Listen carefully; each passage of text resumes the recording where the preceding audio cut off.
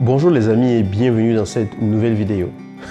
Aujourd'hui, le point que nous abordons, c'est un point que j'imagine que vous attendez tous, ou alors pour la plupart. Je vous ai posé la dernière fois une question à laquelle j'étais curieux de voir ce que vous répondriez. C'était celle de savoir si vous savez comment est-ce que, à l'aide d'un seul poste de télévision, vous pouvez capter deux chaînes en même temps, c'est-à-dire son et image ensemble et regarder les deux chaînes ensemble sur le même écran de télévision. Ou alors prendre un poste de radio, vous mettre sur deux fréquences différentes, capter ces deux fréquences et les écouter en même temps. Est-ce que vous avez trouvé la réponse à la question? J'imagine que vous avez pas mal réfléchi, que vous vous êtes même dit que c'était impossible. Certains se sont dit oui, avec deux postes c'est possible. Je pense que vous vous êtes rendu compte que cela n'est pas du tout possible. Mais vous allez vous demander, mais pourquoi est-ce qu'il nous pose cette question? Pourquoi nous a-t-il donc posé cette question? Je vais vous expliquer tout de suite pourquoi. Tous les êtres vivants émettent des vibrations. Vous en doutez? Je vous démontre tout cela tout de suite. Savez-vous que toutes les créatures ou alors tous les êtres vivants dégagent une certaine énergie, vibrent sur une certaine fréquence, sur une certaine longueur d'onde? L'expression « nous sommes sur la même longueur d'onde », ça vous dit quelque chose? Ou l'expression « entre nous deux, le courant passe très bien », ça vous dit quelque chose? Mais qu'est-ce que le courant si ce n'est pas de l'énergie? C'est quoi la longueur d'onde si ce n'est pas une fréquence? Chaque être humain, comme tous les êtres vivants, dégage une certaine énergie. D'accord? Vous êtes d'accord avec ça?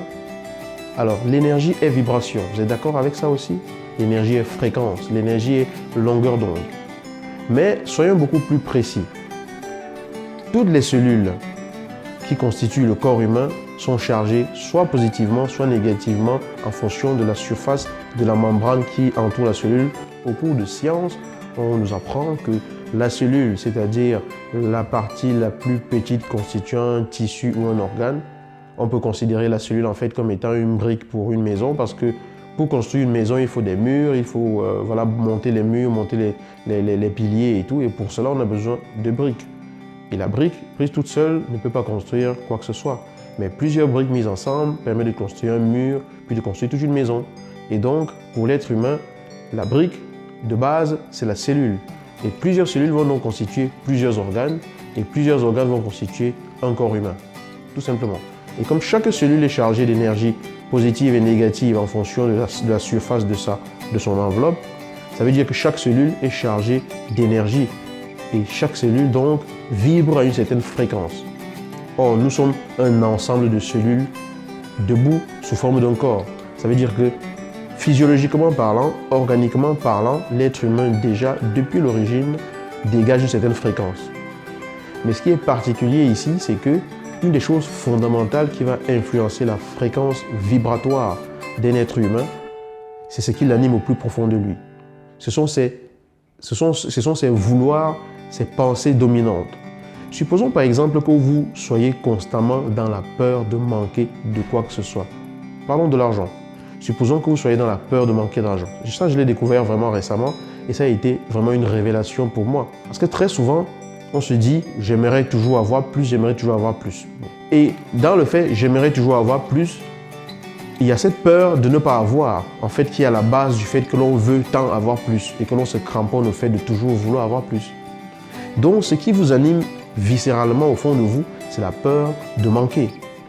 Et donc, le message, la longueur d'onde que vous dégagez dans l'univers, c'est votre peur de manquer. Vous vibrez dans le manque et du coup, vous demandez, vous souhaitez toujours avoir, toujours avoir. Lorsque vous avez des factures qui s'accumulent et que vous vous dites toujours, je n'aurai plus rien dans la poche par la suite, je vais payer tout ça, mais oh, franchement, on ne peut plus rien garder dans sa poche. Franchement, le gouvernement fait tout pour nous piquer tout notre argent, etc.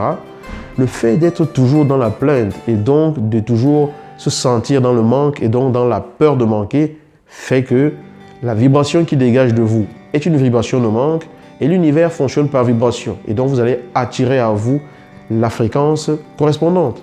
En fait, c'est comme prendre son poste radio, se mettre sur la fréquence d'une radio bien précise et l'écouter. De la même façon, vous vous mettez sur la fréquence de « j'ai peur de manquer ». J'ai peur de manquer et du coup, vous captez tout ce qui est en rapport avec « j'ai peur de manquer ». Et c'est ainsi que l'univers vous envoie en fait toujours le manque parce que la vibration du manque attire le manque. Donc, le fait de vibrer dans le manque ne peut que favoriser les situations qui vont vous maintenir dans le manque. Vibrer dans l'abondance également va multiplier les situations d'abondance dans votre vie. Ici, nous parlons d'argent, mais l'abondance, ici, n'est pas que financière. Il ne s'agit pas de se focaliser seulement sur l'argent et se dire « je vais vibrer dans l'abondance pour avoir énormément d'argent ». Non, il s'agit de vibrer dans l'abondance pour vivre une vie vraiment riche, voir vraiment le bon côté de ce qui vous arrive, vous réjouir vraiment pour les choses que vous vivez, savourer chaque instant avec joie, être vraiment dans la joie de vivre toutes les expériences que vous vivez. Cette vibration de joie fait que votre vibration globale, votre fréquence globale s'élève aussi. Et le message de l'univers, c'est lui, c'est une boule d'abondance, lui, c'est une boule d'énergie, de vibration d'abondance. Et l'abondance afflue vers vous parce que vous êtes tout simplement mis sur la chaîne qui correspond à l'abondance, tout simplement.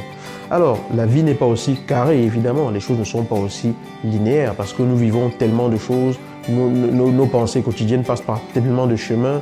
Il y a tellement de choses qui nous animent qu'on ne peut pas segmenter les choses comme ça à tous les niveaux. Nous sommes un ensemble d'un mélange de plusieurs vibrations concernant plusieurs choses qui nous animent au quotidien. Mais ce n'est qu'un aspect pour vous faire comprendre en fait que vous pouvez donner une direction à ce que pourrait être votre chemin. Vous pouvez aider l'univers à vous aider. Tout est vibration, tout est énergie. Il y a plusieurs choses qui influencent nos vibrations au quotidien. Donc ici, j'ai pris juste l'aspect de ce qui nous anime au fond de nous de façon dominante.